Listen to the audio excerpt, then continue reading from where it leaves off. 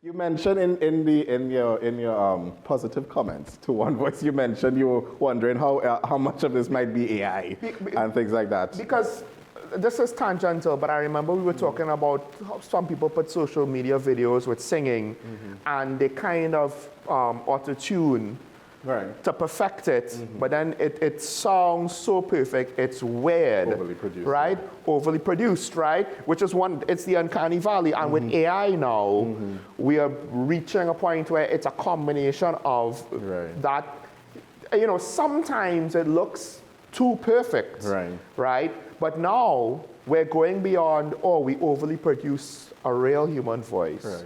Now we're basically, spitting out a... So with that, my question to you is, so we've known that AI has been very, very quickly sort of making its way into the artistic space, not just visual arts, but also music and things of that nature. There was an AI, even with theater, there was an AI short clip built completely on AI. Then there was this whole thing about an AI actress. There was an AI sitcom where they did scenes. Okay. Right? Wow. And it actually was pretty funny, to be honest. But it was very short clips. Right. And then there was this story about an AI actor and an AI actor and basically a representation company representing said AI actor. And so my question to you is when we talk about this whole AI in art and all spheres of art, what are some of, because as an artist, I will say I'm concerned. There's a little bit of fear involved in it as well. Some may argue that these are conversations that we've had all of the time, as things have developed. It's progressing. Well, it's progressing, but these things that have happened over the course of time. Somebody, I was watching a short YouTube clip, and it was a podcast, and the person asked their guest, like, how is this different from like using Photoshop or Illustrator or something like that, right? So my question to you is, what are your thoughts on everything, and is this going a little bit too far, or do we have the reins to keep it together? So there's two things that I think might hold off AI in some fields, might not work equally for all. One is the fact that AI tends to need to follow something that was done. So to make something original is harder. What did I say? They did an AI sitcom. But when you look at it, it looks like a funny sitcom. There was dialogue and voices and stuff like that. But the point is, it was a derivative of what exists. Right? What about the guy that created the first sitcom? Right? What about the guy that created the first gangster movie? Right? Or the guy that made, the first superhero movie, right? The first modern superhero movie. Because then you could say, you could put 1980s Superman, 1990s Batman into an AI. Are you going to get Marvel in the Infinity Saga? Not necessarily, right? So, and the thing about AI is, it is highly dependent on how the program interprets the prompt, so then what you get is not that easy to control. So this is based on what exists already. Right. It sort of takes its cue when you're creative, you directly create it. So it allows you, yes, AI could put out a piece of work potentially faster, but are you going to accurately get what you want to get? Yes, you could as a business, I need a variant of the logo. Yeah, but what if you need a new logo? I think I saw, this wasn't planned just the other day. They were talking about how certain artists, the person that made the Citibank logo, with just the umbrella, right? Apparently she sketched it in like 30 minutes or half a minute or some ridiculous, right? And the Citibank's like, well, why do we pay you all this money if you're going to take 30 minutes to do the logo? It's like, no. You didn't pay me all this money for 30 minutes of a sketch. You paid me all this money for 30 years of experience to make this sketch in 30 minutes, right? And it's not just the skill to draw your logo. It's the skill to understand the perspectives to make the logo. Yeah, that reminds me, there was a clip, it's a viral clip and it's been around for a few years, where I think a graphic designer was speaking to business people in a sort of a class sort of setting. And I think he was asking them, what's the difference, or what do you value? Do you value the work, or do you value the amount of time that I spend on it? Yes. Right? And then they said the amount of time. Because in the business sense, if it takes more time, then it probably costs more. Because again, coming from the business standpoint, if you have employees, the longer they work, the more hours billable hours. Most services depend on time. Exactly. So then, the graphic artist was saying, oh, so if I spend, even if it can take me about 20 to 30 minutes to create the logo, if I spend more time, then you think it's more valuable. And they said, yes, but then he again said, but if it's a great logo and I can do it in 20 to 30 minutes, shouldn't you value the fact that I did it in such a shorter space of time more because I was able to do it quicker? And then there's a lot of back and forth, but it just goes to show that it's very difficult to just sort of confine the art, confine the product to something as simple as time, because it can be great whether it takes 30 minutes or 30 days, depending on what the scale of it is. At the end of the day, you're asking me for this.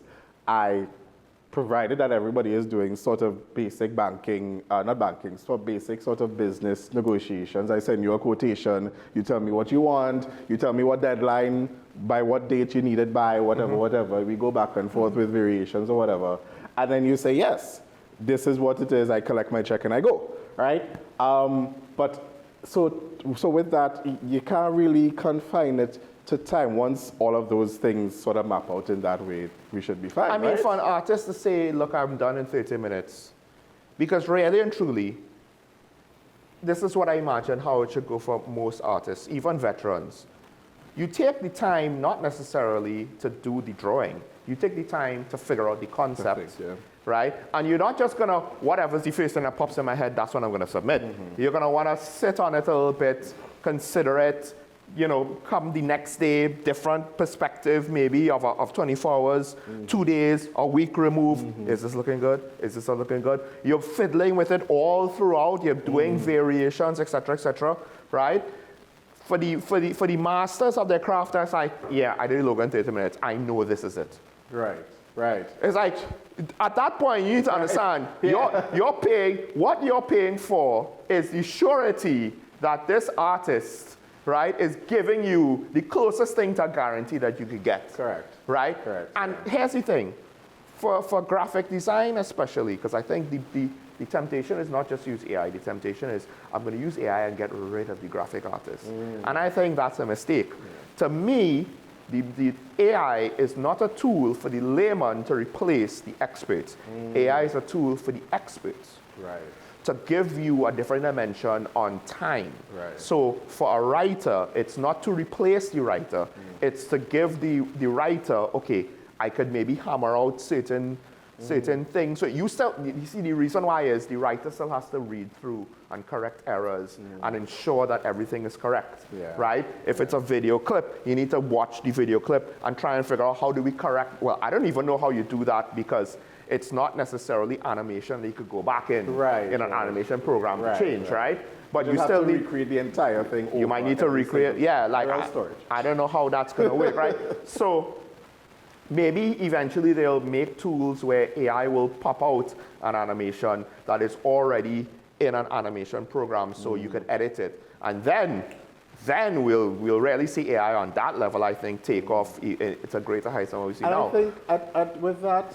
Because you mentioned it's not meant to replace the graphic artist, because to me it's not. Yeah, right. It's not meant to replace the artist. It's the artists themselves can use it as a tool for creation and stuff like that. But obviously, there's only so far it can go. I think one of the most dangerous assumptions, I think not necessarily artists, maybe people outside of the realm of it. One of the most dangerous assumptions they make is that they think the AI knows everything. Yes. They think the AI knows more than the person using to prompt it. Because at the end of the day, the artist knows what to ask for. The artist knows what to look for, and we have a dangerous culture where, you know what, I don't need to hire somebody. If it's this simple, I could just do it myself. Yes.